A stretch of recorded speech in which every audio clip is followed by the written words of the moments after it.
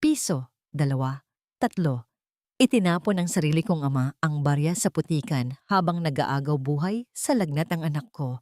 Sa loob ng mansyon, humahalakak si Valeria sa karangyaan habang kaming mag-ina ay namamatay sa gutom sa ilalim ng ulan. Akala nila ay tapos na ako. Ngunit sa bawat baryang dinampot ko sa dumi, isang panata ang nabuo. Babangon ako, hindi para pumatay, kundi para ipakita sa inyo ang tunay na halaga ng pagiging almazan. Handa na ba kayong mawala ang lahat? Diyan ka na babagay, Tessa. Sa putikan, kasama ng lahat ng dumi na pinili mo. Ang boses ni Don Emilio ay tila isang matalim na talim na humiwa sa gitna ng hagupit ng ulan. Walang bakas ng awa sa kanyang mga mata. Tanging ang nanunuot na poot at pagkamuhi habang nakatitig sa anak na dati niyang itinuring na hiyas ng pamilya Almazan. Sa harap ng dambuhalang tarangkahan ng mansyon, ang bawat butil ng ulan na bumabagsak sa semento ay tila naging mga karayom na bumabaon sa balat ni Tessa. Ngunit wala itong pait kumpara sa mga salitang binitawan ng kanyang sariling ama. Sa loob ng kanyang mga bisig, naramdaman ni Tessa ang mabilis at mabigat na paghinga ni Mateo. Ang katawan ng 2 taong gulang na bata ay tila isang nagbabagang apoy sa gitna ng nanunuot na ginaw ng gabi. 3 gabi na ang nakalipas mula nang huling makatulog nang mahimbing ang bata dahil sa taas ng lagnat. Sa kanyang pagkakayuko, pilit na pinagsisikipan ni Tessa ang yakap sa anak. Sinusubukang ibigay ang natitirang init ng kanyang katawan kahit siya mismo ay nanginginig na sa tindi ng basang damit at pagod. Ibinaling niya ang kanyang tingin sa ama. Ang kanyang mga mata ay nanlalabo na dahil sa pinaghalong luha at tubig ulan. Sa kabila ng kanyang panghihina, dahan-dahang iginalaw ni Tessa ang kanyang nanginginig na kamay. Sinubukan niyang abutin ang kamay ni Don Emilio upang isagawa ang pagmamano, ang huling simbolo ng paggalang na kanyang pinanghahawakan. Ngunit bago pa man dumampi ang kanyang noo, sa likod ng palad ng ama, marahas na binalitaktak ni Don Emilio ang kanyang kamay. Ang pagtabig na yon ay nagdulot ng bahagyang pagkawala ng balanse ni Tessa, dahilan upang mapaluhod siya ng tuluyan sa malamig at madulas na putikan sa harap ng gate. Dad, please. Hindi para sa akin, para lang kay Mateo. Kahit hiramin ko lang po muna, ibabalik ko rin kapag nakaluwag na kami ni Andres. Ang paos na pagsamo ni Tessa. Ang bawat salita ay tila may kasamang dugo na nanggagaling sa kanyang namamagang lalamunan. Hindi na niya iniisip ang kanyang sarili. Wala na siyang pakialam kung magmukha siyang pulubi sa harap ng mga gwardiyang nakamasid. Ang tanging mahalaga ay ang mailigtas ang buhay ng kanyang anak na tila unti-unti nang nauubusan ng lakas. Mula sa bulsa ng kanyang mamahaling pantalon, inilabas ni Don Emilio ang kanyang pitaka. Kumuha siya ng ilang pirasong barya at mga lumang papel na pera na tila itinuring na lamang na basura. Sa isang kumpas ng kamay, isinabog niya ang mga ito sa tapat ni Tessa. Ang mga barya ay humalik sa putikan. Tumilamsik ang maduming tubig sa mukha ng kanyang anak. Iyan ang halaga ng pagpili mo sa pag-ibig kaysa sa iyong pamilya. Iyan ang halaga ng pagiging isang almazan na piniling maging asawa ng isang mahirap, malamig na dugtong ng matanda. Kasabay nito ang paglitaw ni Valeria sa likuran ng kanyang ama. Nakasuot ito ng tuyo at malinis na damit. Hawak ang isang baso ng alak habang may mapanuyang ngiti sa kanyang mga labi. You know what, Tessa? It's quite pathetic to see you like this. At least ang batang iyan mukhang nagkakahalaga naman ng isang simpleng hapunan. Ang matalim na biro ni Valeria na sinundan ng isang mahina ngunit mapang-asar na tunog ng kanyang pag-irap. Ang malakas na pagbangga ng bakal na tarangkahan sa huling pagkakataon ay naging hudyat ng tuluyang pagputol sa ugnayan na dati ay puno ng pagmamahalan. Naiwan si Tessa sa gitna ng kadiliman. Nararamdaman niya ang unti-unting pagkamanhid ng kanyang mga daliri habang isa-isang dinadamot ang mga barya mula sa malapot na dumi. Ang bawat sentimong kanyang hinahawakan ay tila mga pako na ibinabaon sa kanyang puso. Ang kanyang mga luha ay hindi na mapigilan, sumasama sa agos ng ulan na tila nakikiramay sa kanyang paghihinagpis. Ang katahimikan ng gabi ay nabasag lamang ng kanyang sariling hikbi na pilit niyang pinipigilan upang hindi magising ang anak na nanghihina. Napatingin siya sa madilim na mansyong dati niyang itinuring na tahanan. Doon, sa gitna ng karangyaan, ay may mga taong may dugong katulad ng sa kanya, ngunit may pusong kasing tigas ng bato. Habang mahigpit niyang hinahawakan ang mga baryang puno ng putik, isang matinding dusa ang bumalot sa kanyang buong pagkatao. Hanggang kailan kailangang bayaran ng isang ina ang pagkakamali ng kanyang puso? At sa dulo ng lahat ng ito, mayroon pa bang puwang ang patawad sa isang pusong winasak ng sarili niyang pamilya? Ang init ng sikat ng araw sa gilid ng kalsada sa Tondo ay tila nanunuot sa bawat butas ng balat ni Tessa. Kabaligtaran ng nakanginginig na ginaw na naranasan niya noong gabing iyon sa harap ng mansyon. Ang usok na nagmumula sa dambuhalang kaldero ng lugaw ay dahan-dahang humahalimuyak sa hangin. Dala-dala ang amoy ng luyang pinitpit at bawang na dahan-dahang naging kulay ginto sa mantika. Sa bawat pag-ikot ng kanyang sandok, naramdaman ni Tessa ang pangangalay ng kanyang balikat. Ngunit ang bawat galaw ay may kalakip na determinasyon. Ang kanyang mga kamay, na dati ay malambot at madalas na dinadapuan ng mamahaling pabango, ngayon ay puno na ng kalyo at maliliit na bakas ng tilamsik ng mantika. Ngunit para kay Tessa, ang mga bakas na ito ay hindi simbolo ng kahirapan, kundi ng kanyang dangal bilang isang ina. Sa gilid ng kanyang maliit na karinderya, nakahiga si Mateo sa isang lumang kawayang higaan, payapang natutulog, habang ang isang maliit na bentilador ay pilit na nagtataboy sa malagkit na init ng tanghali. Iha, uminom ka muna ng tubig. Kanina ka pa hindi tumitigil sa pag-aasikaso ng mga customer. Ang malambing na boses ni Nanay Susing ay nagpalingon kay Tessa. Ang matanda ay isa sa mga unang taong tumanggap sa kanya sa lugar na ito nang wala siyang kahit na ano. Dahan-dahang inilapag ni Nanay Susing ang isang basong may yelo sa ibabaw ng mesa. Salamat po, Nanay Susing. Kailangan po nating ubusin ito bago mag-2:00 para may pambili tayo ng gamot ni Mateo mamaya. Ang sagot ni Tessa na may kasamang pilit ng ngiti. Ang kanyang tinig ay may bakas pa rin ng pagod, ngunit ang ningning sa kanyang mga mata ay hindi nawawala tuwing titingnan ang kanyang anak. Napakabuti mong bata, Tessa. Alam mo, sa kabila ng lahat ng pinagdaanan mo, hindi ko kailanman nakita ang galit sa mga mata mo. Tanging pagmamahal lang para sa batang yan. Ang dagdag ni Nanay Susing habang hinahaplos ang buhok ni Mateo. Inilabas ng matanda mula sa kanyang bulsa ang isang pirasong itlog na bagong luto. Ihalo mo ito sa lugaw ni Mateo mamaya paggising niya. Kailangan niya ng lakas. Sa sandaling iyon, isang batang lalaki na may dalang sako ang tumigil sa tapat ng kanilang pwesto.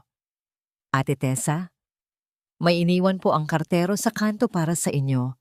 Akala raw po nila ay wala nang nakatira sa lumang paupahan nyo. Isang munting liham ang iniabot sa kanya.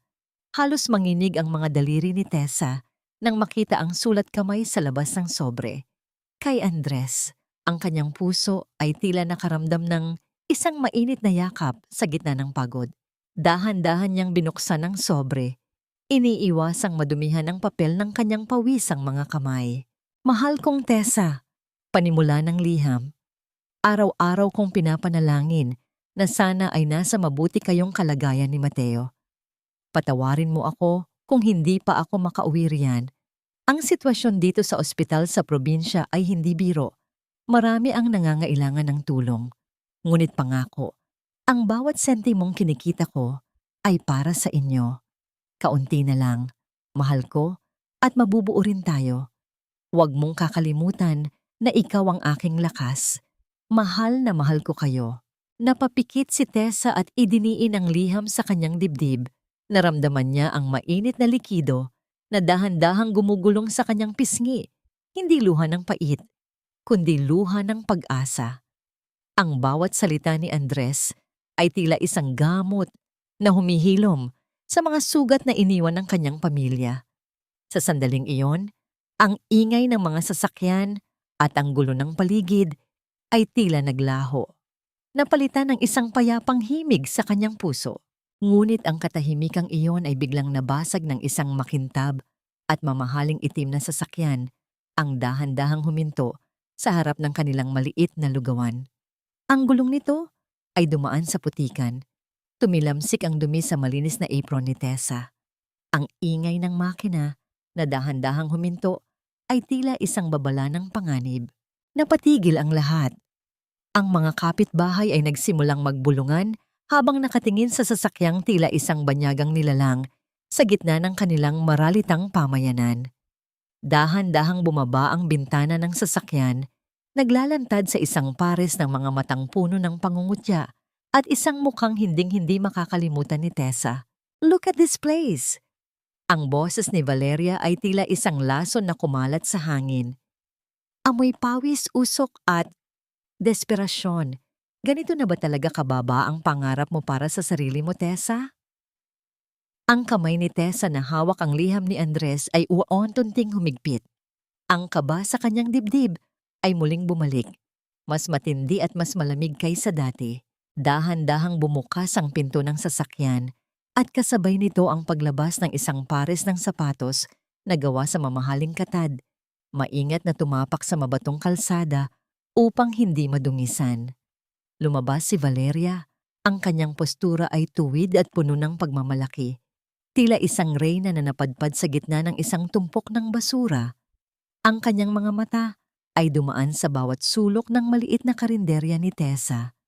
Mula sa mga lumang kahoy na upuan hanggang sa kalderong umuusok at ang bawat sulyap ay may kalakip na ekspresyon ng pagkasuklam. God, Tessa, I can't believe you're actually living like this. Ang amoy ng paligid, ang dumi ng mga tao. Hindi ko akalain na mas pipiliin mong maging reyna ng mga langaw kaysa maging prinsesa sa ating mansyon. Ang panimula ni Valeria habang dahan-dahang naglalakad palapit. Ang bawat hakbang niya ay nagdudulot ng bahagyang pag-atras ng mga customer ni Tessa na tila natatakot sa kinang ng kanyang mga alahas. Hindi sumagot si Tessa. Nanatili siyang nakatayo sa likod ng kanyang counter. Ang kanyang mga kamay ay mahigpit na nakakuyom sa ilalim ng lamesa. Naramdaman niya ang init ng dugo na dahan-dahang umaakyat sa kanyang mga pisngi. Hindi dahil sa hiya, kundi dahil sa nag-aapoy na galit na pilit niyang sinusupil para sa kapakanan ng kanyang anak. Lumapit si Valeria sa kaldero ng lugaw at dahan-dahang itinaas ang takip nito gamit ang dulo ng kanyang mga daliri. Tila ba ayaw niyang mahawakan ng anumang bagay sa lugar na iyon. Is this what you serve? Pinapakain mo ang mga tao ng malapot na kanin na puno ng tubig? This is disgusting. Kahit ang aso natin sa mansyon, hindi ito kakainin. Sa isang mabilis at walang pasubaling galaw, itinabig ni Valeria ang malaking sandok na hawak ni Tessa, dahilan upang ang mainit na likido ay tumalsik at dahan-dahang kumalat sa tuyong lupa. Nilalamon ang bawat butil ng kanin na pinagpaguran ni Tessa mula pa kaninang madaling araw. Valeria, umalis ka na. Wala kang kailangan dito. Ang malamig na sagot ni Tessa. Ang kanyang boses ay hindi nangangatal. Bagkus ay may bigat na tila isang babala. Ngunit tila hindi narinig ni Valeria ang utos ng kapatid. Ibinaling niya ang kanyang tingin sa natutulog na si Mateo. I'm not here for you, Tessa. I'm here for that child. Look at him. He's pale. He's thin. And he's breathing in all this pollution. You're being a selfish mother. Inilalagay mo siya sa panganib dahil lang sa pride mo. If you really love him, ibibigay mo siya sa akin. I can give him a room that is air-conditioned, the best doctors, and a future na hinding-hindi mo maibibigay sa pagtitinda ng basura. Huwag mong pagsalitaan ng ganyan si Tessa. Ang boses ni Nanay Susing ay pumailan lang sa gitna ng tensyon. Humakbang ang matanda sa pagitan ng dalawang magkapatid. Ang kanyang mukha ay puno ng tapang kahit na higit na maliit ang kanyang pangangatawan. Maaring mahirap kami rito, pero may puso kami. Hindi katulad nyo na nababalot ng ginto, pero bulok ang kalooban. Umalis ka na, bago ko patawagin ang buong barangay para palayasin ka. Isang mapait na tawa ang pinakawalan ni Valeria. And who are you? Isang matandang basurera. Don't even try to talk to me. Tessa, isipin mo ang bata. Isang pirma ko lang sa social services. Mapapatunayan ko na hindi mo kayang buhayin ang anak mo. You're unfit, Tessa. Isang labandera, isang tindera ng lugaw. The court will laugh at you. Sa sandaling iyon, ang takot na kanina pa nararamdaman ni Tessa ay biglang naglaho, napalitan ng isang kakaibang lakas. Dahan-dahan siyang lumabas mula sa likod ng counter at humarap kay Valeria. Hindi siya yumuko, hindi siya umiyak. Tumingin siya ng diretso sa mga mata ng kanyang kapatid. Ang mga matang dati ay kinatatakutan niya. Ngunit ngayon ay nakikita na niya ang tunay na laman. Takot at kawalan ng laman. Ang katahimikan sa paligid ay naging mabigat. Ang tanging maririnig ay ang marahang paghinga ni Mateo at ang dahan-dahang pagpatak ng pawis mula sa noo ni Tessa. Ang kanyang presensya ay tila naging dambuhala sa gitna ng maliit na espasyong yon. Sapat upang mapatigil si Valeria sa kanyang susunod na sasabihin. Hindi mo siya makukuha, Valeria. Hindi dahil sa wala akong pera, kundi dahil wala kang puso na mag-aalaga sa kanya. Ang bawat salita ni Tessa ay dahan-dahan at malinaw. Tila itinatatak sa hangin. Huwag na huwag mong susubukang hawakan ang anak ko. Dahil sa oras na gawin mo yon, hinding-hindi mo magugustuhan ang makikita mong paniningil ko. Kahit dumanak ang dugo, hinding-hindi ko hahayaang mahawakan mo ang buhay na ibinigay sa akin ng Diyos. Ang mukha ni Valeria ay bahagyang namutla. Ang kanyang nangiti ay dahan-dahang naglaho habang nakatitig sa matapang na bersyon ng kapatid na hindi niya inaasahang makikita. Ang kadiliman ng gabi sa maliit na silid ni Tessa ay binalot ng isang uri ng katahimikang hindi nagbibigay ng kapayapaan, kundi ng mga katanungang tila walang katapusan. Matapos ang mapait na pagtatagpo nila ni Valeria, ang bawat sulok ng kanilang barong-barong ay tila naging mas masikip, bawat anino ay tila nagbabanta. Sa tabi niya, ang mahimbing na paghinga ni Mateo ay ang tanging musikang nagpapanatili sa katinuan ng kanyang isip. Dahan-dahang tumayo si Tessa at lumapit sa isang sulok kung saan nakatago ang isang lumang maleta. Mula sa kailaliman nito, inilabas niya ang isang kahon na gawa sa madilim na kahoy ng narra. May mga ukit ng mga bulaklak na dahan-dahan nang nabubura ng panahon. Ito ang tanging pamana sa kanya ni Lola Rosario. Ang lola na tanging nakaintindi sa tibok ng kanyang puso noong ang lahat sa mansyon ay nakatingin lamang sa panlabas na anyo. Sa sandaling buksan niya ang takip, ang paligid ay tila na puno ng isang pamilyar at mahiwagang halimuyak. Ang amoy ng tuyong sampagwita ay dahan-dahang humalimuyak. Tila ba ang kaluluwa ng kanyang lola ay pumasok sa silid upang haplusin ang kanyang nanlalamig na mga balikat. Ito ang kanyang golden moment. Isang sandaling tila tumigil ang mundo at ang hapdi ng kahapon ay panandali ang naglaho. Naalala ni Tessa ang malambot na kamay ng lola habang sinusuklay ang kanyang buhok noong siya ay bata pa. Tessa, tandaan mo ito.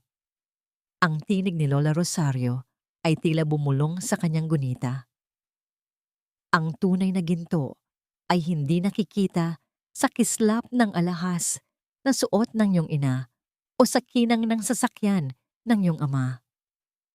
Ang tunay na kayamanan ay matatagpuan sa tibay ng iyong dangal sa gitna ng bagyo.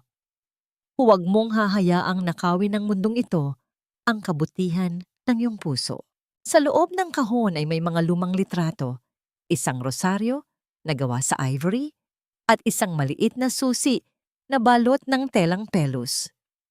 Hindi alam ni Tessa kung para saan ang susing iyon, ngunit tila may kakaibang bigat ito sa kanyang palad. Habang pinagmamasdan niya ang mga alaala, ang kanyang lumang cellphone na nasa ibabaw ng mesa ay biglang nagliwanag sa gitna ng dilim. Ang marahang pag-ugong nito ay lumikha ng isang vibrating na tunog na tila gumigising sa natutulog na paligid. Isang hindi kilalang numero ang nakasulat sa screen. Sa pag-aalinlangan, sinagot ni Tessa ang tawag. "Hello? Sino po ito?" Ang mahinang tanong ni Tessa. Ang kanyang boses ay puno ng pag-iingat. Is ito si Mystery sa Almazan? Isang baritono at formal na boses ng isang lalaki ang sumagot mula sa kabilang linya. Ako si Attorney Santos. Matagal na kitang hinahanap, Hija. Hawak ko ang huling testamento at mga instruksyon ni Doña Rosario Almazan para sa'yo. Marami tayong dapat pag-usapan na hindi pwedeng ipagpaliban. Ang tibok ng puso ni Tessa ay bumilis, tila isang tambol na nagmamadali sa gitna ng kaba. Abogado ni Lola. Pero bakit ngayon lang po? At paano niyo nalaman ang numero ko? Lahat ng katanungan mo ay masasagot sa tamang panahon. Ngunit kailangan mong maging maingat, Tessa. Hindi lang ako ang naghahanap sa mga iniwan ng lola mo. Ang seryosong babala ng abogado, bago dahan-dahang naputol ang linya, na nag-iwan ng isang matagal na tunog ng pagkaputol ng koneksyon. Hindi na nakatulog si Tessa ng gabing iyon. Ang bawat kaluskos ng hanging tumatama sa kanilang bubungang lata ay tila naging bulong ng panganib. Nang magsimulang sumilip ang unang sinag ng araw, isang bagay ang kumuha ng kanyang atensyon sa ilalim ng kanilang pintuan. Isang matigas at itim na envelope ang naroon. Tila sadyang isiningit ng walang gumagawa ng anumang ingay.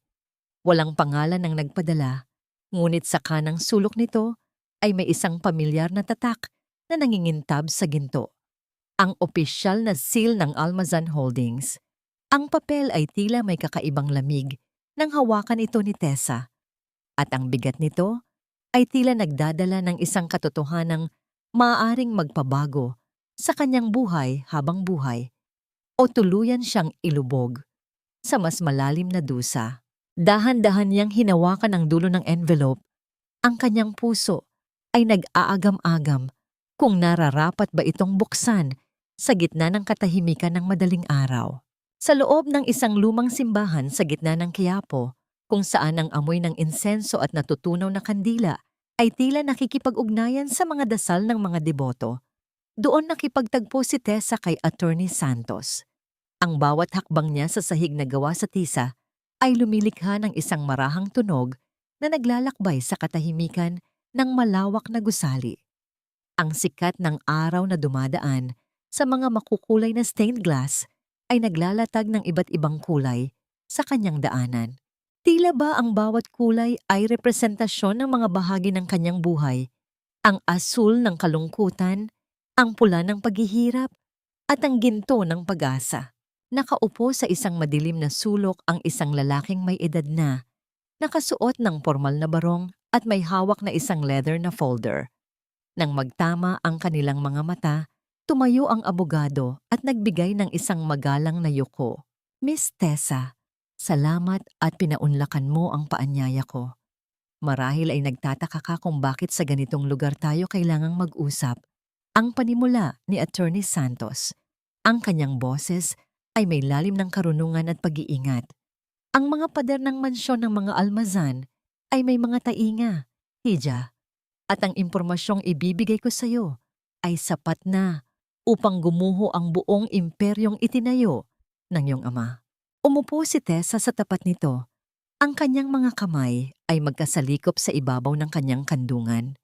Napansin ng abogado ang mga kalyo sa palad ng babae at ang mga bakas ng pagod sa ilalim ng kanyang mga mata.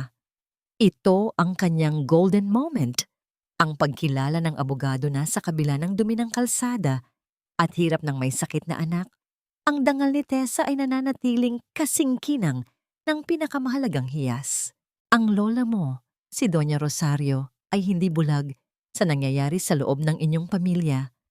Patuloy ni Attorney Santos habang binubuksan ang folder. Bago siya pumanaw, naramdaman niya ang pagkaganid ni Valeria at ang pagiging bulag ni Emilio sa katotohanan. Kaya naman, gumawa siya ng isang lihim na trust fund. Ngunit meron itong isang mahigpit na kondisyon. Ang sino mang magmamana nito ay dapat magpatunay na kaya niyang manatiling matatag at may dangal sa kabila ng kawalan. Hindi niya ito ibinigay sa iyo noong nasa mansyon ka pa dahil nais niyang masiguro na hindi ka malalamon ng yaman. Inabot ng abogado ang isang dokumento. Tessa, ang halaga ng nasa loob ng fund na ito, kasama ang mga shares sa Almazan Holdings na lihim niyang binili sa loob ng maraming taon, ay higit pa sa kabuuang kayamanan na kasalukuyang hawak ng iyong ama. Sa madaling salita, ikaw ang tunay na nagmamay-ari ng kumpanyang nagtaboy sa iyo. Ang mundong ginagalawan ni Tessa ay tila panandali ang huminto. Naramdaman niya ang isang matinding pangangatog sa kanyang mga tuhod. Ang mga barya na pinulot niya sa putikan noong gabing ulanin ay tila nagbabalik sa kanyang alaala. Ngunit ngayon, ang mga baryang iyon ay tila naging mga gintong tuntungan patungo sa katarungan. Hindi niya alam kung tatawa ba siya o iiyak. Ang bigat ng katotohanan ay tila isang malaking alon na tumama sa kanyang dibdib. Bakit po ako, attorney? Bakit hindi na lang niya ito ibinigay sa lahat? Ang tanong ni Tessa, ang kanyang boses ay halos pabulong na lamang. Dahil ikaw lang ang may pusong marunong magmahal nang walang hinihintay na kapalit, Tessa. At iyon ang kailangan ng Almazan Holdings upang hindi ito tuluyang mabulok, ang sagot ng abogado. Ngunit tandaan mo, ang pagtanggap sa pamanang ito ay nangangahulugan ng pakikidigma. Handa ka na bang harapin ang puot ng iyong sariling pamilya? Bago pa makasagot si Tessa, ang katahimikan ng simbahan ay biglang nabasag ng ang isang sakristan ay nagmamadaling lumapit sa kanila. Ang mukha nito ay puno ng kaba. Miss Tessa! Miss Tessa! May tumatawag po sa telepono sa labas. Ang kapitbahay niyo raw po sa Tondo. Ang tatay niyo raw po ay isinugod sa ospital. Ang bawat hibla ng katawan ni Tessa ay tila nabigla. Ang balitang inatake sa puso si Don Emilio matapos malaman ang malaking korupsyon at pagkawala ng pondo sa kumpanya ay tila isang kidlat na tumama sa kanyang kaisipan. Ang galit na kanina lamang ay naroon ay biglang napalitan ng isang hindi maipaliwanag na takot at pag-aalala. Napatayo si Tessa. Ang dokumento ni Lola Rosario ay mahigpit niyang hawak sa kanyang dibdib. Sa gitna ng kanyang pagkalito, isang tanong ang nagpaulit-ulit sa kanyang isip. Ito na ba ang sinasabing karma? O ito ang simula ng isang mas malaking pagsubok na susukat sa kanyang kakayahang magpatawad? Ang dambuhalang gate ng mansyon ng mga Almazan ay muling bumukas, ngunit sa pagkakataong ito, hindi si Tessa ang babaeng nakayuko sa ilalim ng ulan. Sa ilalim ng tirik na araw, pumasok siya bilang si Therese, isang simpleng caregiver na nakasuot ng kupas na puting uniforme. Ang kanyang buhok ay nakapusod ng mahigpit at ang kanyang mukha ay walang bakas ng kolorete. Ang sapat na pagkakaiba ng kanyang anyo kasama ang mga taon ng paghihirap na nag-iwan ng guhit sa kanyang mukha ay naging sapat na balat kayo upang hindi siya agad makilala ng mga taong dati niyang kapiling sa hapagkainan. Ang loob ng mansyon ay tila naging isang malamig na kuta. Ang amoy ng mamahaling pabango na dati ay humahalimuyak ay napalitan na ng matapang na amoy ng gamot at antiseptiko. Ang bawat hakbang ni Tessa sa makinis na sahig ay tila nagbabalik ng mga alaala ng kanyang kabataan. Ngunit pilit niyang isinasara ang pinto ng kanyang nakaraan upang mag-focus sa kanyang misyon. Nang pumasok siya sa silid ni Don Emilio, ang kanyang puso ay tila piniga. Ang kanyang ama, ang lalaking dati ay tila isang higante na naghahari sa buong kumpanya. Ngayon ay nakahiga sa isang hospital bed, payat, putla, at ang mga mata ay nakatitig lamang sa kisame na walang anumang emosyon. Ang stroke ay nag-iwan sa kanya ng bahagyang pagkabulag at hirap sa pagsasalita. Sir, narito na po ang inyong gamot. Ang mahinang sabi ni Tessa. Binabago ng bahagya ang tono ng kanyang boses upang maging mas malalim at formal. Dahan-dahang iginalaw ni Don Emilio ang kanyang ulo. Ang kanyang mga kamay ay nanginginig habang pilit na inaabot ang baso ng tubig. Sa halip na tulungan ng mga katulong o ni Valeria, ang matanda ay tila napabayaan sa gitna ng karangyaan. Sa isang sandali, pumasok si Valeria sa silid. Ang tunog ng kanyang matitigas na takong sa sahig ay tila isang mabilis na pagtibok ng kaba sa dibdib ni Tessa. Therese, siguraduhin mong gagawin mo ang trabaho mo ng maayos.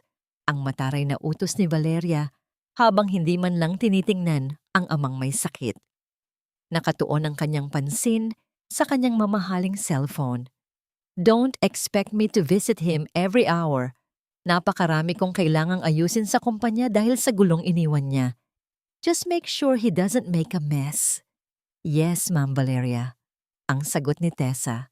Nakayuko upang hindi magtama ang kanilang mga mata. Nang makaalis si Valeria, dahan-dahang lumapit si Tessa sa gilid ng kama. Kinuha niya ang isang malambot na tuwalya at dahan-dahang pinunasan ang noo ng ama. Ito ang kanyang golden moment. Ang sandaling ang galit ay panandaliang natalo ng likas na pagmamahal ng isang anak. Sa kabila ng lahat ng baryang itinapon sa kanya sa putikan, hindi nagawang tiisin ni Tessa ang lalaking nagbigay sa kanya ng buhay. Habang pinupunasan niya ang kamay ng ama, biglang humigpit ang kapit ni Don Emilio sa kanyang palad. Ang kanyang mga tuyong labi ay dahan-dahang gumanaw, tila may pilit na binibigkas na pangalan. Tessa! Tessa anak! Ang halos pabulong na daing ng matanda sa gitna ng kanyang mahimbing na pagkakaidlip. Ang isang butil ng luha ay dahan-dahang gumulong mula sa gilid ng kanyang mata, bumabagtas sa kanyang mga kulubot na pisngi. Napatigil si Tessa. Ang kanyang hininga ay tila nagbara sa kanyang lalamunan. Ang paghawak na yon, malamig, nanginginig, ngunit puno ng pangungulila, ay sapat na upang gumuho ang pader na itinayo niya sa kanyang puso. Naramdaman niya ang pagnanais na sumigaw at sabihing, "Narito ako, Dad.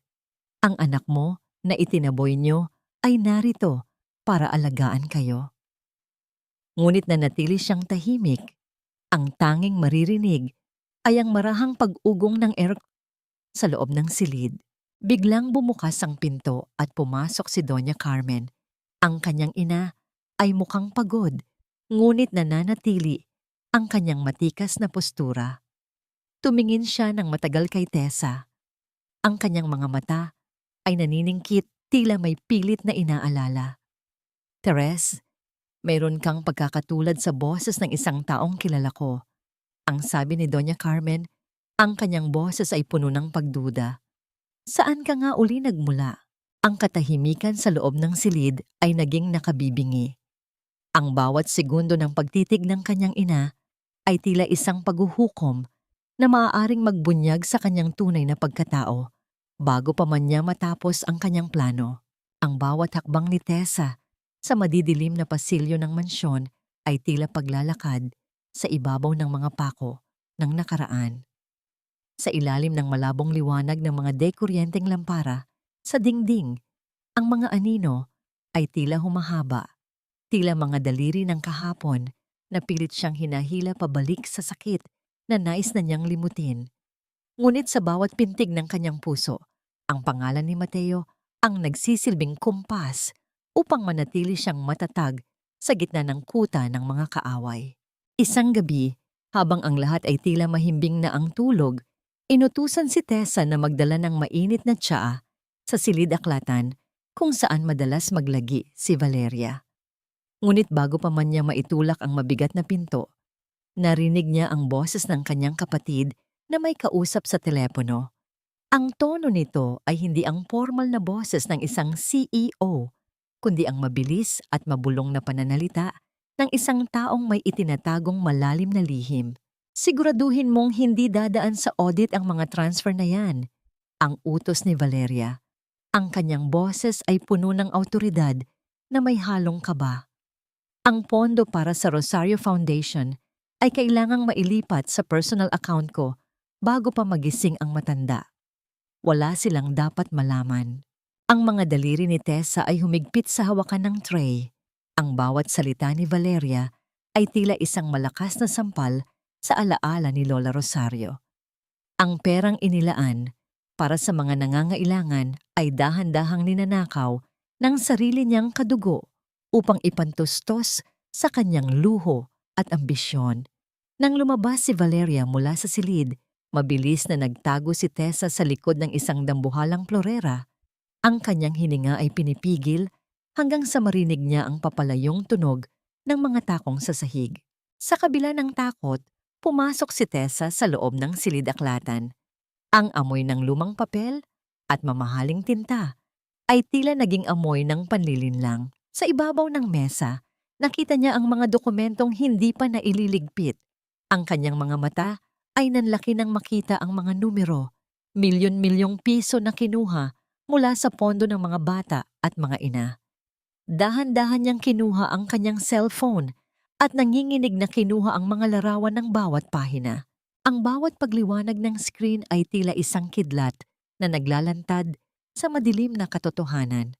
Nang matapos, mabilis siyang lumabas at nagtungo sa madilim na bahagi ng hardin, ang tanging lugar kung saan nararamdaman niyang malaya siyang huminga.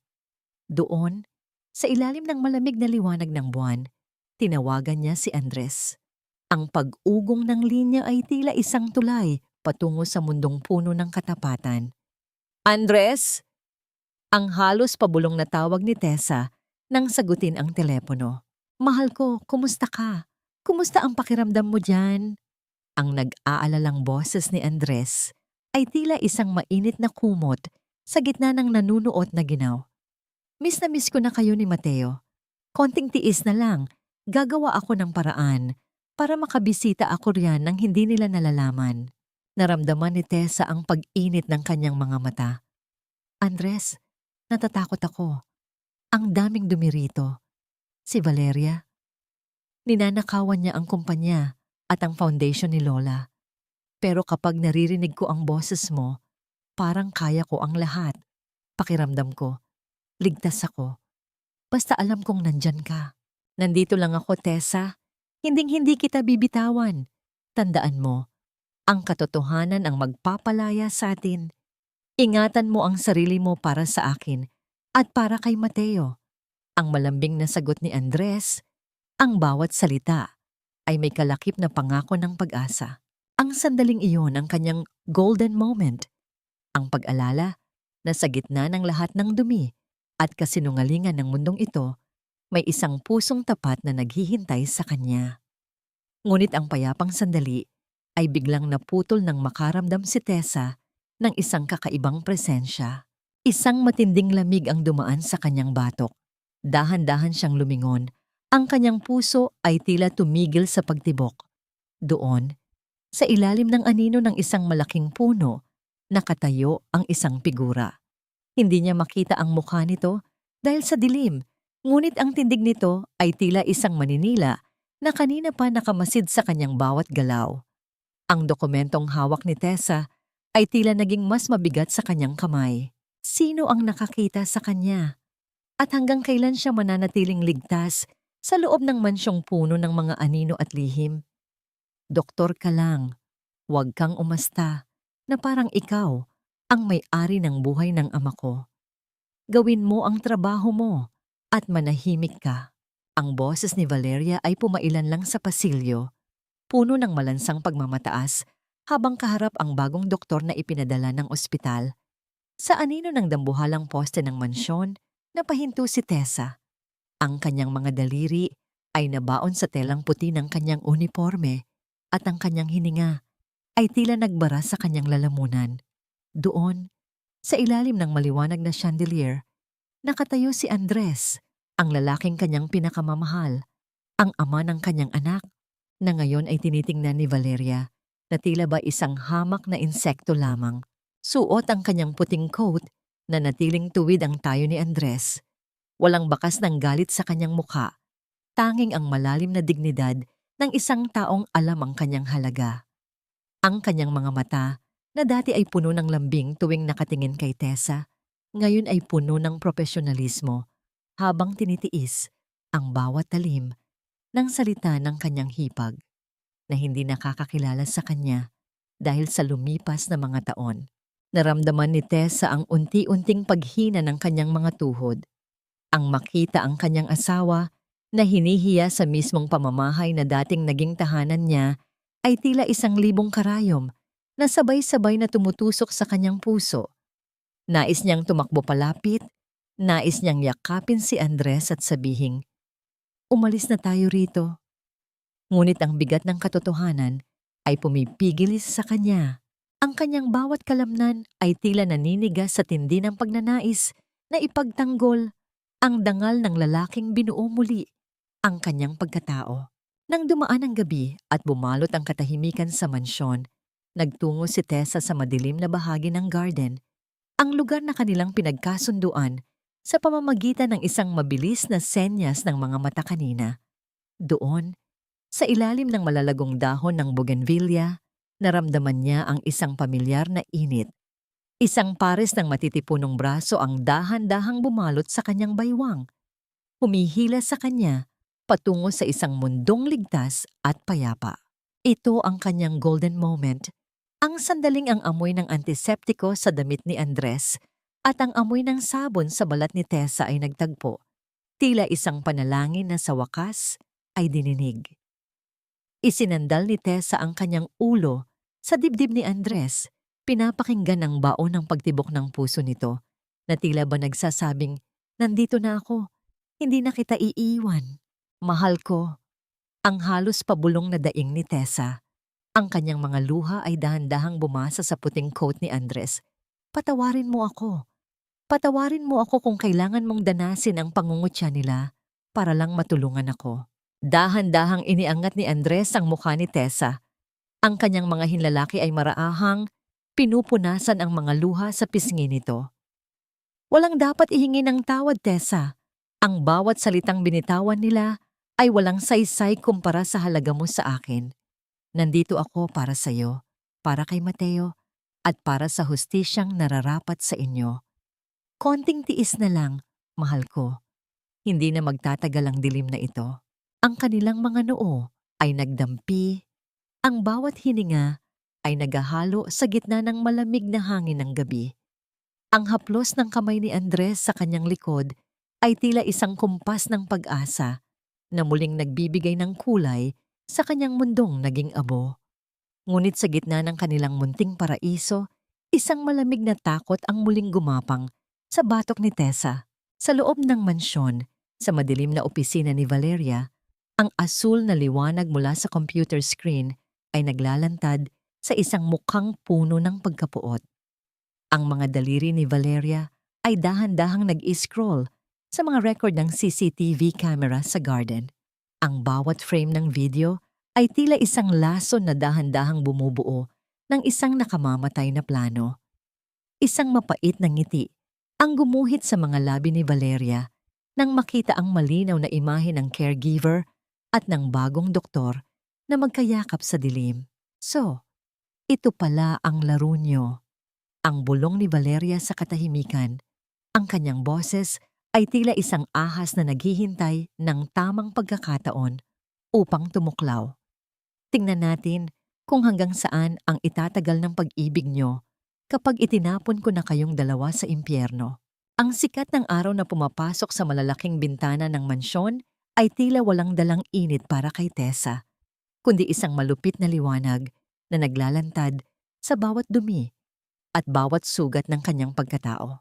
Sa gitna ng malawak na silid kainan, kung saan ang mesa ay napapalamutian ng mga mamahaling porselana at pilak, nakatayo si Valeria na tila isang reyna ng kadiliman. Hawak niya ang isang baso ng mamahaling alak. Ang pulang likido sa loob nito ay dahan-dahang gumagalaw, tila isang lawa ng dugo na nagbabantang umapaw. "Teres, kimari ka," ang tawag ni Valeria. Ang kanyang boses ay may tamis na tila lason. Dahan-dahang lumapit si Tessa. Ang kanyang paningin ay nananatiling nakayuko sa makintab na sahig. Nararamdaman niya ang titig ni Valeria na tila sumusuri sa bawat hibla ng kanyang uniforme. Sa isang biglaang galaw na tila ba isang aksidente, ngunit puno ng sadyang kapangyarihan, binitawan ni Valeria ang baso. Ang tunog ng pagtama ng kristal sa sahig ay tila isang pagsabog sa katahimikan ng silid. At ang pulang alak ay humalik sa puting sapatos ni Tessa. Dahan-dahang kumakalat sa marmol na sahig. "Oh, look at that. Napaka-clumsy ko talaga," ang mapanuyang sabi ni Valeria, bagamat walang bakas ng pagsisisi sa kanyang mukha. "Linisin mo yan, Therese. Ngayon din, gamitin mo ang iyong mga kamay. Ayaw kong magasgas ang mamahaling flooring na ito ng anumang basahan." Naramdaman ni Tessa ang pag-akyat ng init sa kanyang mga pisngi.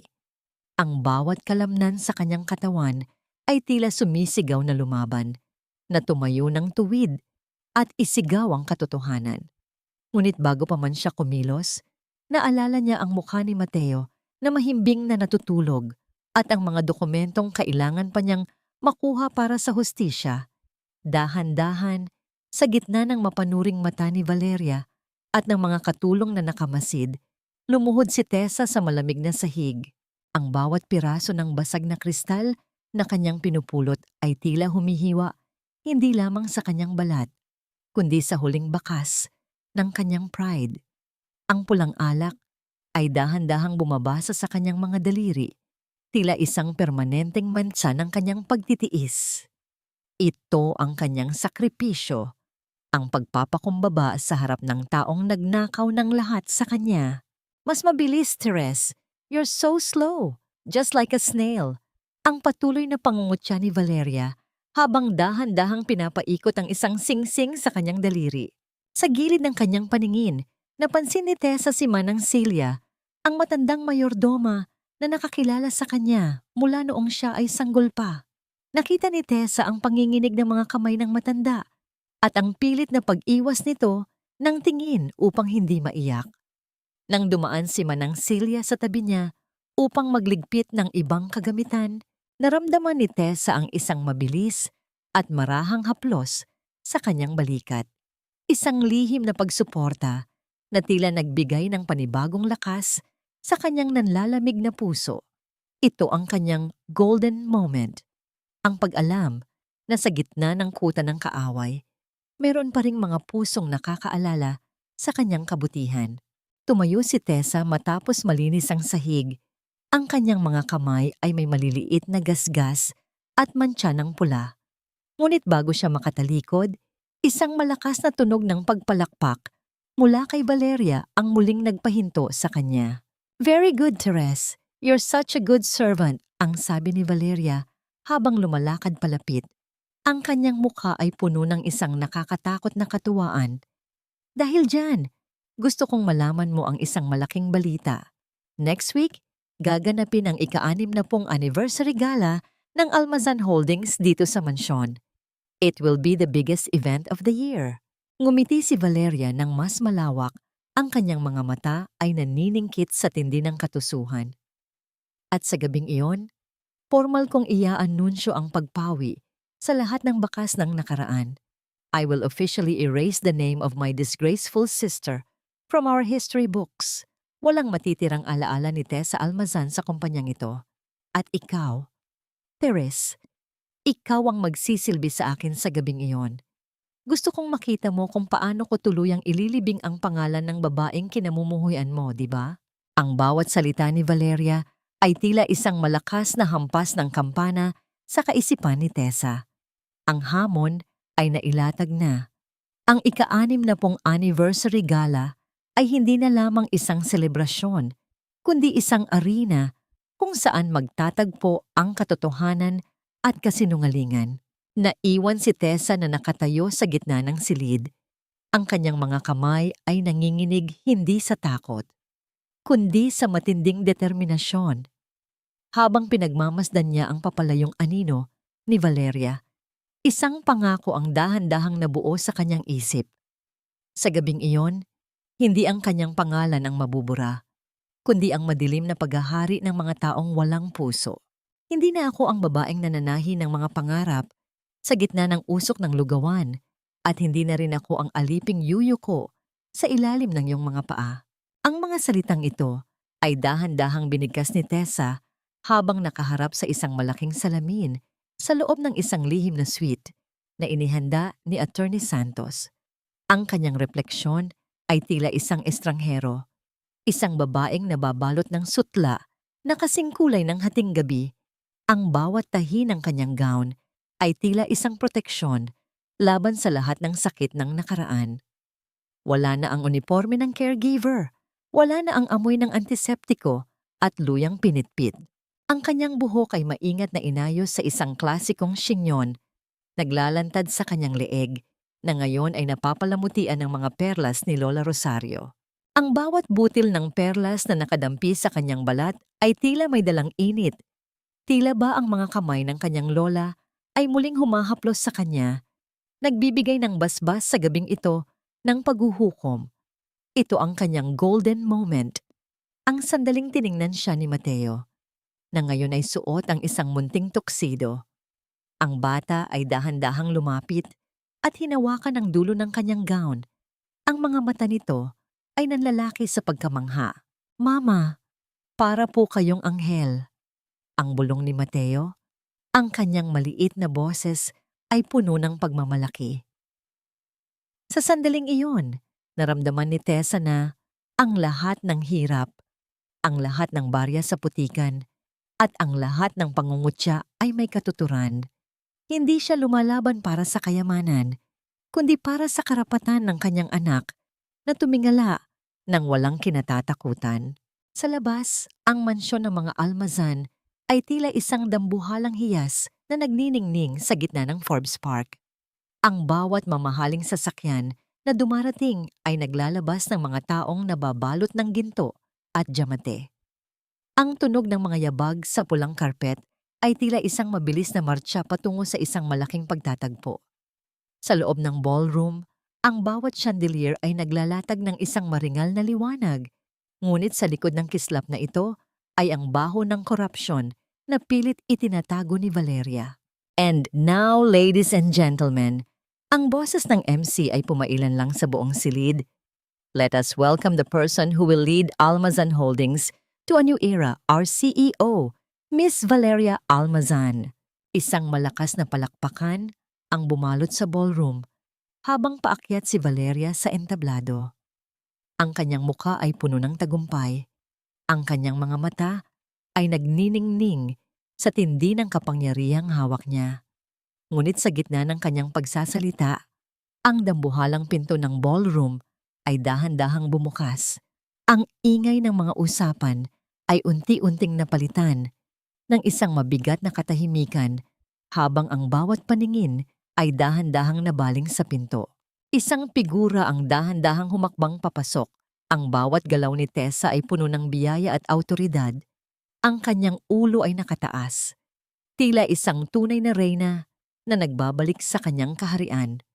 Kasunod niya si Attorney Santos na may hawak na isang gintong folder na naglalaman ng katotohanang wawasak sa gabing ito.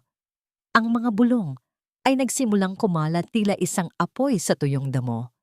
Sino siya? Hindi ba siya ang bunsong anak na itinaboy? Tessa Almazan? Pero paano? Napatigil si Valeria sa gitna ng kanyang pangungusap. Ang mikropono sa kanyang kamay ay bahagyang nanginginig at ang kanyang mukha ay dahan-dahang nawalan ng kulay. Sa harap ng lahat ng mga elitistang panauhin, sa harap ng Gioy Truyentong na abala, sa pagkuha ng larawan, ang babaeng itinuring nilang basura ay nakatayo ngayon bilang kanilang pinakamalaking banta. Anong ginagawa ng basurang yan dito? Ang biglang sigaw ni Doña Carmen, ang kanyang boses ay pumiyok sa tindi ng gulat at galit. Ang kanyang daliri ay nakaturo kay Tessa. Ang kanyang buong katawan ay nanginginig habang pilit na kinikilala ang anak na dati niyang itinakwil. Tessa didn't flinch. She took one more step forward, her eyes locking onto Valeria's pale face. The silence that followed was so deep that the only thing one could hear was the collective gasp of 100 people realization. Sa gitna ng dambuhalang ballroom, ang bawat hakbang ni Tessa patungo sa entablado ay tila isang pagbilang sa mga sandali ng paniningil. Ang tunog ng kanyang sapatos sa makinis na marmol ay may dalang bigat at kapangyarihan. Tila isang martilyo na dahan-dahang nagpapabagsak sa pader ng kasinungalingang itinayo ng kanyang pamilya. Ang bawat pares ng mata sa loob ng silid ay nakatitig sa kanya, mula sa mga dating kaibigan na tumalikod sa kanya hanggang sa mga customers sa tondo na marahil ay hindi makapaniwalang ang babaeng naghahain sa kanila ng lugaw ay ang reynang nasa harap nila ngayon. "Guard! Bakit hinayaan niyong makapasok ang babaeng ito? Ilabas niyo siya. Scum like her doesn't belong in an Almazan event." Ang bulyaw ni Valeria, ang kanyang boses ay nanginginig sa pagitan ng galit at takot. Ang mikropono sa kanyang kamay ay lumilikha ng isang matinis na tunog dahil sa higpit ng kanyang hawak. Ngunit bago pa makakilos ang mga security guard, humakbang si Attorney Santos sa harap ni Tessa. Itinataas ang isang gintong folder na may opisyal na tatak ng korte. "Manatili kayo sa inyong mga pwesto. Bilang legal na kinatawan ng yumaong Doña Rosario Almazan, dala ko ang utos ng korte na nagpapahintulot sa pagbasa ng huling testamento at ang paglalantad sa mga irregularidad sa pamamahala ng kumpanyang ito." Ang bulong ng mga tao ay tila isang malakas na agos ng tubig na bumalot sa ballroom. Sa isang iglap, ang dambuhalang screen sa likod ni Valeria, na dati ay nagpapakita ng kanyang mga napanalunang parangal, ay biglang nagbago. Ang liwanag nito ay nagpakita ng isang video na lihim na kinuha ni Tessa sa loob ng mansyon. Doon, kitang-kita ng lahat ang pagmamaltrato ni Valeria kay Don Emilio, ang pagtabig sa pagkain ng matanda, ang pagsigaw dito habang ito ay nanginginig sa sakit, at ang mga dokumentong nagpapatunay ng pagnanakaw sa pondo ng mga bata at mga ina. This is edited. Kasinungalingan ang lahat ng iyan. Ang huling pagsisikap ni Valeria na protektahan ang kanyang sarili. Ngunit ang kanyang mukha ay kasing putla na ng isang bangkay. Hindi ito kasinungalingan, Valeria. Ito ang katotohanang matagal mong itinago sa likod ng iyong mga diamante. Ang boses ni Tessa ay pumailan lang, malinaw at puno ng awtoridad. Lumapit siya sa mikropono. Ang kanyang presensya ay tila nilalamon ang buong entablado. Ang kumpanyang ito ay itinayo sa pawis at dangal, hindi sa panlilinlang at pagpapakasakit sa sariling kadugo. Dahan-dahang binasa ni Attorney Santos ang huling bahagi ng testamento ni Lola Rosario. Ang bawat salita ay tila isang hatol na nagpapabagsak sa korona ni Valeria. Dahil sa napatunayang katapatan at tatag ng loob ni Teresa Almazan, sa gitna ng hirap, siya ang hinirang na nag-iisang tagapamahala ng Rosario Trust Fund at ang may-ari ng mayorya ng shares ng Almazan Holdings. Simula sa gabing ito, ang lahat ng awtoridad ni Valeria Almazan ay formal na binabawi. Ang kahihiyan ay tila isang malapot na putik na bumalot kay Valeria sa harap ng lahat ng taong dati niyang hinahamak. Sa gilid ng entablado, napaluhod si Doña Carmen. Ang kanyang mga kamay ay nakatakip sa kanyang mukha, habang ang mga luha ng pagsisisi o marahil ay ng kahihiyan ay dahan-dahang dumadaloy. Ang lahat ng karangyaan na kanyang ipinagmalaki ay naglaho sa loob lamang ng isang sandali. Ito ang kanyang golden moment, ang paglapit ni Tessa sa kanyang ina at kapatid, hindi upang manampal o sumigaw, kundi upang tingnan sila ng may malalim na awa. Ang barya na itinapon niyo sa akin sa putikan ay hindi niyo alam na iyon ang naging pundasyon ng aking lakas. Ngayong gabi, tapos na ang inyong paghahari sa takot. Ang katahimikan ng ballroom ay muling nabasag nang dahan-dahang bumukas ang malaking pinto sa likuran.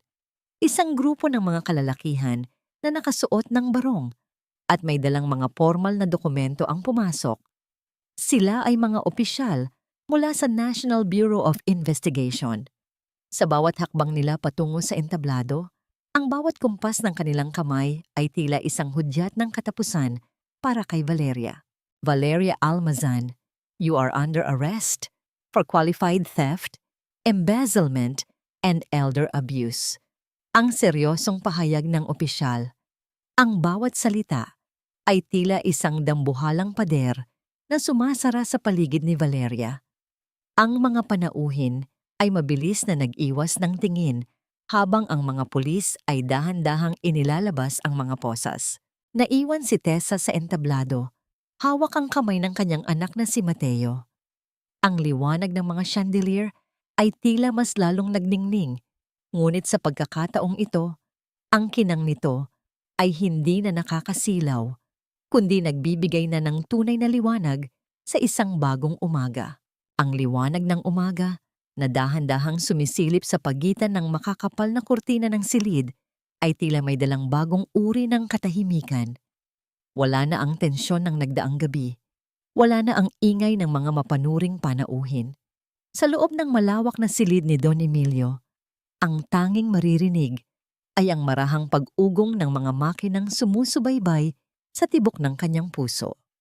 Nakaupo si Tessa sa tabi ng kama, hindi na bilang si Therese na may nakatirik na tingin, kundi bilang ang anak na matagal nang nawalay sa tahanan. Dahan-dahang iminulat ni Don Emilio ang kanyang mga mata.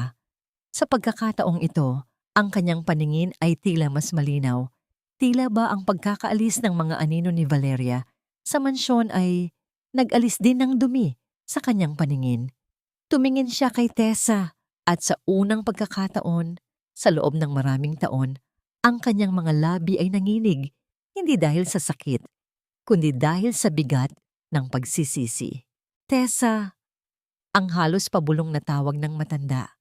Ang kanyang boses ay paos at may kasamang hiningang tila nagmumula sa kailaliman ng kanyang kaluluwa. Anak ko, totoo ba ito? Nandito ka ba talaga? Dahan-dahang hinawakan ni Tessa ang nanginginig na kamay ng ama. Ang balat nito ay tila tuyong papel, ngunit ang init na nananalaytay doon ay sapat na upang pakuluin ang mga emosyong matagal na niyang ibinaon. Nandito po ako, Dad. Hindi po ako umalis. Ang mga luha ay dahan-dahang gumuhit sa mga kulubot ng mukha ni Don Emilio. Bumabagtas sa kanyang mga pisngi at nababasa ang maputing unan. Patawarin mo ako. Ang mga baryang yon. Ang ulan. Napakalaking pagkakamali ko, Tessa. Nabulag ako ng dangal na wala namang saysay. Patawarin mo ang matandang ito na naging mitya ng inyong paghihirap. Naramdaman ni Tessa ang pagbara ng kung ano sa kanyang lalamunan. Gusto niyang sumigaw. Gusto niyang itanong kung bakit kailangang umabot sa puntong nag-aagaw buhay na sila ni Mateo bago ito natauhan. Ngunit habang nakatingin siya sa lupaypay na anyo ng kanyang ama, ang galit ay dahan-dahang natutunaw, napapalitan ng isang malalim na awa. Ito ang bahagi ng kanyang paghilom, ang mapait na katotohanan na ang pagpapatawad ay hindi para sa nagkasala, kundi para sa kalayaan ng sarili niyang puso. Dad, tapos na po ang ulan. Ang mahinang sagot ni Tessa. Ang bawat salita ay may kalakip na pagpapakawala sa sakit. Hindi ko po masasabing bukas, ay limot ko na ang lahat, pero pinipili ko pong magpatawad para sa akin at para kay Mateo. Sa pagkakataong yun, dahan-dahang bumukas ang pinto. Pumasok si Andres, hawak ang maliit na kamay ni Mateo. Ang bata ay may bakas ng pag-aalinlangan sa mukha, ngunit nang makita ang ina, agad itong lumapit sa kama. Ito ang kanyang golden moment. Isang sandaling tila tumigil ang pag-ikot ng mundo. Dahan-dahang iniangat ni Tessa ang anak at inilapit sa kanyang lolo. Sa unang pagkakataon, naramdaman ni Don Emilio ang malambot at munting kamay ng kanyang apo sa kanyang palad. Ang bata ay dahan-dahang humilig sa dibdib ng matanda. Isang inosenteng kilos na tila nagdugtong sa dalawang henerasyong winasak ng puot. Ang mahinang paghikbi ni Don Emilio habang hinahaplos ang buhok ni Mateo ay tila isang panalangin ng pagbabayad puri. Ngunit sa gitna ng madamdaming tagpong iyon, ang katahimikan ng pasilyo ay biglang nabasag. Ang tunog ng mabilis at marahas na mga yabag ay papalapit sa silid. Bago pa man makakilos si Andres upang harangan ang pinto, marahas itong bumukas. Nakatayo doon si Valeria. Gulo-gulo ang buhok at ang kanyang gown ay may mga mantsa ng dumi. Tila ba nakatakas siya sa mga pulis na nagbabantay sa kanya bago pa man siya tuluyang madala sa presinto. Ang kanyang mga mata ay nanlilisik, puno ng isang uri ng kabaliwan na tanging ang isang taong nawalan ng lahat ang makakapagpakita. Sa kanyang nanginginig na kamay, hawak niya ang isang matulis at basag na piraso ng kristal mula sa isang florera. Ang dulo nito ay nagbabanta ng isang huling trahedya. Hindi niyo ako matatalo. Kung mawawala sa akin ang lahat, sisiguraduhin kong wala ring matitira sa inyo. Ang sigaw ni Valeria. Ang kanyang boses ay pumailan lang sa silid na parang isang sumpa. Sa isang mabilis at desperadong galaw, sumugod siya patungo sa kinaroroonan ni Tessa at ng batang si Mateo. Sa gitna ng sigaw ng galit at desperasyon ni Valeria, ang hangin sa loob ng silid ay tila naging kasing talim ng basag na kristal na kanyang hawak. Ngunit bago pa man dumampi ang matulis na dulo nito sa balat ni Tessa, isang mabilis na anino ang humarang. Si Andres, sa kabila ng kanyang banayad na disposisyon bilang doktor, ay kumilos ng may bilis na nagmumula sa pagnanais na protektahan ang kanyang pamilya. Sinalo ng kanyang mga braso ang bigat ng paglusob ni Valeria at ang tunog ng pagbagsak ng basag na kristal sa sahig ay tila hudyat ng tuluyang pagkatalo ng kadiliman. Ang mga gwardya at pulis na kanina pa humahabol kay Valeria ay mabilis na pumasok sa silid. Ang marahas na pagpigil nila sa nanginginig na katawan ni Valeria ay nagdulot ng isang matinding kaguluhan, ngunit para kay Tessa, ang lahat ay tila nangyayari sa ilalim ng tubig, mabagal at malabo. Nakita niya ang kanyang kapatid na dahan-dahang inilalabas. Ang buhok nito ay gulo-gulo at ang mga mata ay wala ng bakas ng katinuan. Tila ba ang lahat ng kanyang kasamaang ginawa ay bumalik sa kanya sa loob ng isang sandali. Sa kabilang dako, si Doña Carmen ay nakatayo sa isang sulok. Ang kanyang mga kamay ay nakatakip sa kanyang bibig habang pinagmamasdan ang pagbagsak ng kanyang paboritong anak. Ang kahihiyang dulot ng mga iskandalong lumabas ay sapat na upang hindi na siya makatingin ng diretso sa kahit na kanino. Sa sumunod na linggo, pinili ni Doña Carmen na lisanin ang bansa patungong Europa. Dala ang kanyang mga maleta, ngunit iniwan ang lahat ng dangal na dati ay mas pinahalagahan niya kaysa sa kanyang sariling dugo. Matapos ang bagyo, dumating ang panahon ng paglilinis. Si Tessa, na ngayon ay formal nang kinikilala bilang CEO ng Almazan Holdings, ay hindi pumasok sa opisina na may dalang hagupit ng paghihiganti. Sa halip, ang bawat hakbang niya sa boardroom ay may dalang layunin na hilumin ang kumpanya. Ang kanyang unang kautusan ay ang paglilinis sa lahat ng pondo at ang pagtatatag ng Rosario Foundation, isang institusyong tutulong sa mga inang tinalikuran ng lipunan at mga batang nagugutom sa lansangan. Ngunit sa gitna ng kanyang bagong kapangyarihan, hindi nakalimutan ni Tessa kung saan siya nanggaling. Ito ang kanyang golden moment, ang pagbabalik niya sa tondo. Suot ang kanyang simpleng apron sa ibabaw ng kanyang formal na damit. Sa harap ng kanyang lumang lugawan, nagpakulo siya ng isang dambuhalang kaldero ng lugaw. Ngunit sa pagkakataong ito, wala nang bayad ang bawat mangkok. Nakita niya si Nanay Susing na papalapit. Ang matanda ay may luha sa mga mata habang pinagmamasdan ang tagumpay ni Tessa. Ang pagyakap ni Tessa sa matanda ay tila isang pasasalamat sa lahat ng mga taong naging pamilya niya noong itinakwil siya ng sarili niyang kadugo. Salamat, Nanay Susing. Dahil sa inyo, natutunan ko na ang tunay na yaman ay nasa pagbibigay, hindi sa pag-iipon. Ang bulong ni Tessa habang dahan-dahang nagsasali ng mainit na lugaw para sa mga batang nakapila. Nang dumaan ang mga buwan, si Don Emilio ay dahan-dahang bumubuti ang kalagayan. Pinili niyang magretiro sa isang tahimik na rest house sa Batangas upang doon na lamang gugulin ang kanyang mga natitirang araw sa panalangin at paghingi ng tawad sa bawat oras na makikita niya ang kanyang apo. Isang hapon, habang si Tessa ay nasa gitna ng konstruksyon ng bagong Rosario shelter, dahan-dahang lumapit si Andres sa kanya. Ang sikat ng hapon ay nagbibigay ng isang ginintuang liwanag sa paligid at ang hangin ay may dalang amoy ng bagong pinturang pader at pag-asa. Tessa, ang tawag ni Andres, ang kanyang boses ay puno ng lalim na tila ba ang bawat paghihirap na pinagdaanan nila ay naging tuntungan patungo sa sandaling ito. Sa loob ng maraming taon, naging saksi ako sa tibay ng loob mo. Nakita kita sa putikan at nakita kita sa entablado. Ngunit sa bawat pagkakataon, ang tanging nakikita ko ay ang babaeng nais kong makasama hanggang sa huling hininga ko. Dahan-dahang lumuhod si Andres sa harap ni Tessa. Ang kanyang kamay ay may hawak na isang maliit na pilus na kahon. Nang bumukas ito, isang simpleng singsing na may maliit na hiyas ang nagniningning sa gitna ng sikat ng araw. Ang tibok ng puso ni Tessa ay muling bumilis, ngunit sa pagkakataong ito, hindi ito dahil sa takot, kundi dahil sa isang kaligayahang tila ngayon pa lamang niya tunay na naramdaman.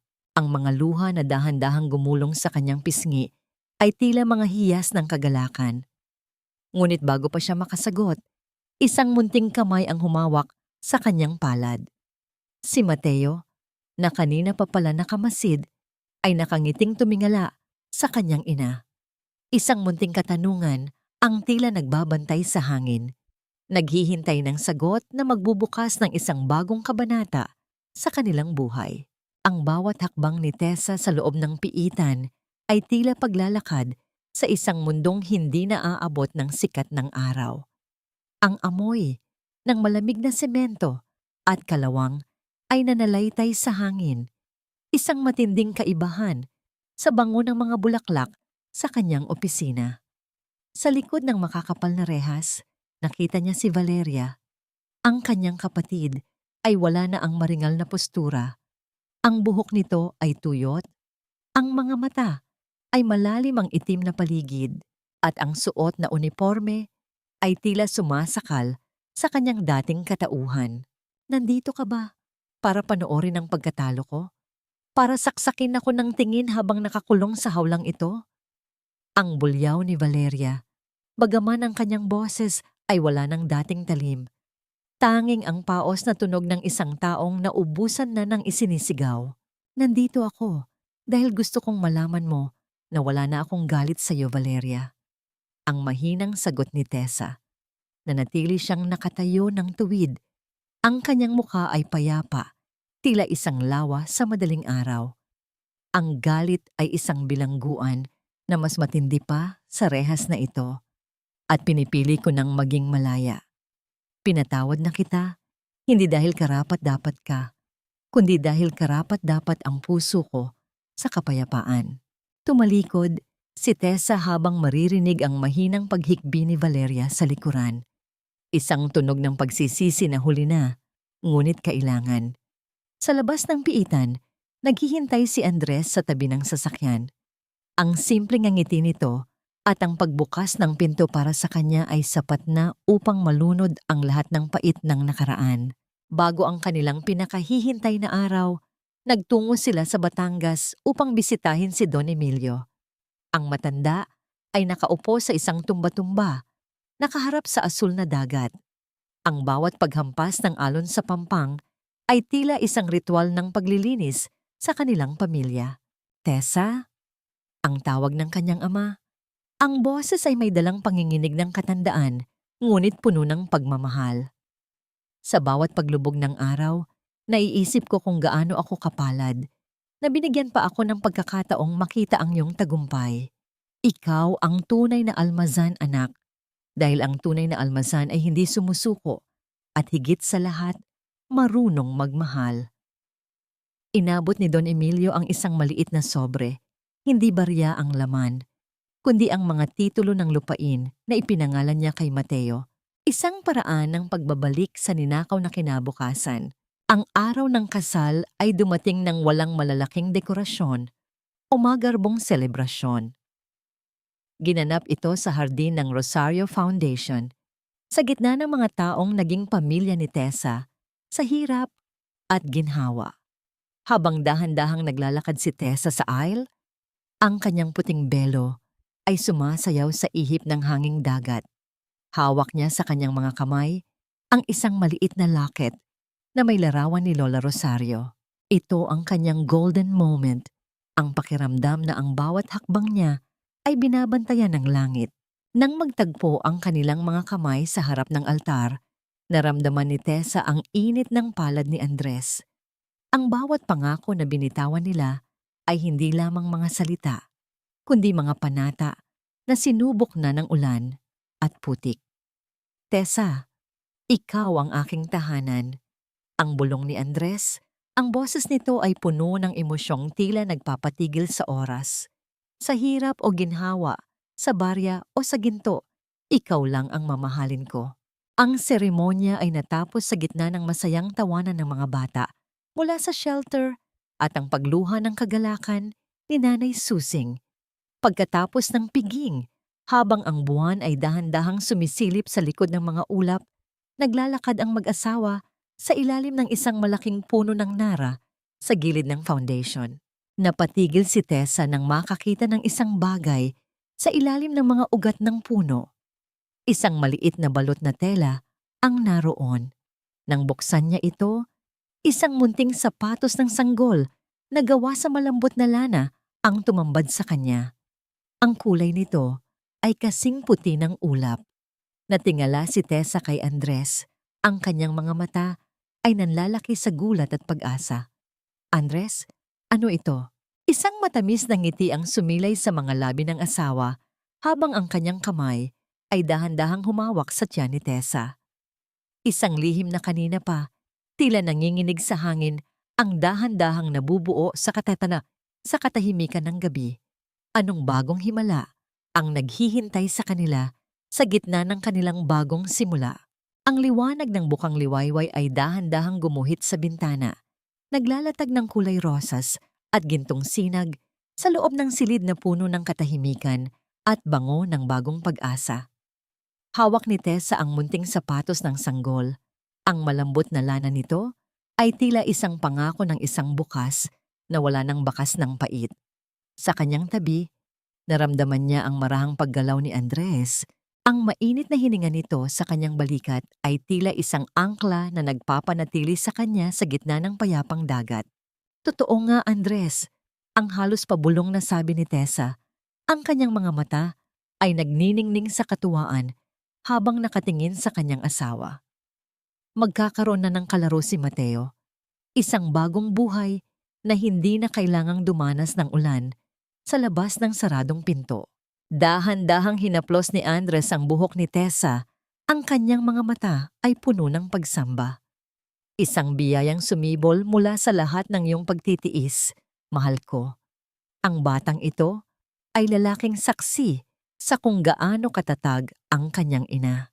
Nang sumapit ang hapon, ang bakuran ng Rosario Foundation ay napuno ng buhay.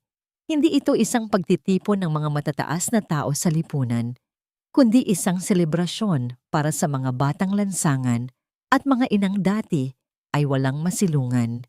Ang tunog ng mga tawanan at ang ingay ng mga batang naghahabulan sa damuhan ay tila isang musikang mas masarap pakinggan kaysa sa anumang orkestra sa loob ng ballroom. Isang seremonya ang ginanap upang markahan ang unang taon ng kumpanya sa ilalim ng pamumuno ni Tessa. Nakatayo siya sa harap ng lahat, suot ang isang simpleng barot saya. Ang kanyang mukha ay walang kolorete, ngunit nagniningning sa tunay na kaligayahan. Sa kanyang tabi ay si Don Emilio, na ngayon ay nakaupo sa isang wheelchair. Ang kanyang mukha ay payapa habang pinagmamasdan ang bunga ng pagbabago ng kanyang anak. Ito ang kanyang golden moment. Ang sandaling lumapit si Mateo sa isang maliit na batang lalaki na nakatayo sa gilid. Marusing ang mukha at may bakas ng hiya sa mga mata. Inabot ni Mateo ang kanyang maliit na kamay sa loob ng kanyang bulsa at inilabas ang isang nagniningning na barya. Dahan-dahang inilagay ni Mateo ang barya sa palad ng batang nangangailangan. "Huwag kang malungkot," sabi ni Mama. "Ang barya po ay para sa puso, hindi para sa bulsa. Gamitin mo ito para pambili ng tinapay, ha?" Ang sabi ni Mateo na may kasamang pinakamatamis ng ngiti. Naramdaman ni Tessa ang pagbara ng kanyang lalamunan sa tindi ng emosyon. Ang barya na dati ay simbolo ng kanyang kahihiyan at sakit, ngayon ay naging simbolo na ng pag-asa at kadalisayan sa kamay ng kanyang anak. Ang siklo ng kasamaan ay tuluyan ng naputol, napalitan ng isang siklo ng kabutihan na magpapatuloy sa susunod na henerasyon.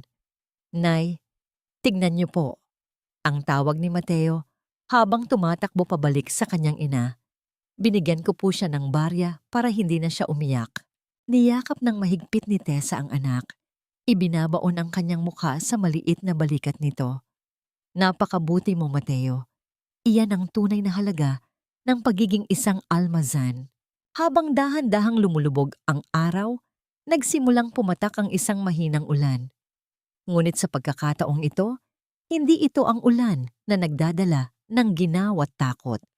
Ang bawat patak ng tubig sa mga dahon ay tila isang basbas mula sa langit. Dahan-dahang binuksan ni Andres ang isang malaking payong at naitaas ito sa ibabaw nilang tatlo. Pinagmasdan ni Tessa ang lumang mansyon sa di kalayuan na ngayon ay isa ng shelter at paaralan. Wala na ang mga pader na naghihiwalay sa mayaman at mahirap. Ang tanging natira ay ang pagmamahalan at ang dangal na binuo mula sa putikan. Sa gitna ng dahan-dahang pagpatak ng ulan, sa kanilang payong, naramdaman ni Tessa ang ganap na kapayapaan. Alam niya na anuman ang dumating na bagyo sa hinaharap, mayroon na siyang matibay na silungan sa piling ng kanyang pamilya. Ang mga baryang itinapon sa kanya noon ay naging mga bituin na ngayon ay nagbibigay ng liwanag sa kanyang daan. Ang ulan ay dahan-dahang tumigil, nag-iiwan ng amoy ng basang lupa at ang sariwang hangin ng gabi. Nakatingin si Tessa sa malayo. May ngiti sa kanyang mga labi, handa nang harapin ang bukas na puno ng pag-ibig, katarungan, at walang hanggang pag-asa. Lumipas ang mga taon na tila isang dahan-dahang pagbuklat ng mga pahina ng isang aklat na puno ng aral. Ang pangalang Almazan, na dati ay kinatatakutan dahil sa kapangyarihan at pagmamataas, ngayon ay binibigkas na ng may kasamang ngiti at pasasalamat sa bawat sulok ng bansa. Ang Rosario Foundation ay hindi na lamang isang gusali. Ito ay naging isang simbolo ng pag-asa para sa libu-libong inang tinalikuran ng pagkakataon. Isang patunay na ang bawat sugat ay may kakayahang maghilom kung hahaluan ng pagmamahal at katarungan. Sa isang payapang hapon sa Batangas, nakatayo si Tessa sa dalampasigan habang pinagmamasdan ang dahan-dahang paglubog ng araw. Ang kulay kahel at lila sa langit ay tila isang dambuhalang painting na nagpapaalala sa kanya na ang bawat pagtatapos ay hudyat lamang ng isang mas magandang simula. Sa kanyang tabi, mahigpit ang hawak ni Andres sa kanyang kamay, isang hawak na hindi kailanman bumitaw mula noong sila ay wala pa kumpas ng yaman hanggang sa marating nila ang rurok ng kanilang tagumpay. Ang unang tanong na madalas itanong sa kanya ay, "Napatawad mo na ba sila?" Dahan-dahang kinuha ni Tessa mula sa kanyang bulsa ang isang maliit na kwadradong tela. Sa loob nito ay naroon ang isang lumang barya. Ang mismong baryang pinulot niya sa putikan sa harap ng mansyon noong gabing iyon ng ulan. Hindi na ito madumi. Ito ay nangingintab na ngayon sa ilalim ng huling sinag ng araw.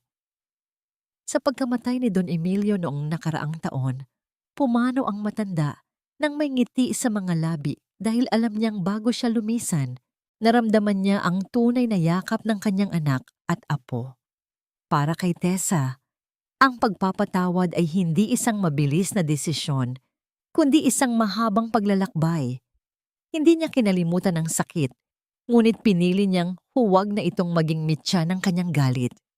Kahit kay Valeria, na hanggang ngayon ay nagsisilbi pa rin ng kanyang parusa sa loob ng piitan. Nagpapadala si Tessa ng mga sulat at tulong. Umaasang balang araw ay makikita rin ng kanyang kapatid ang liwanag na nahanap niya. Nahanap mo na ba ang tunay na kapayapaan? Ang sagot ay makikita sa bawat tawa ni Mateo, na ngayon ay isang matalinong bata na at aktibong tumutulong sa foundation. Nahanap ni Tessa ang kapayapaan hindi sa dami ng shares na hawak niya sa kumpanya, kundi sa katahimikan ng kanyang isip tuwing gabi habang pinagmamasdan ang kanyang pamilya.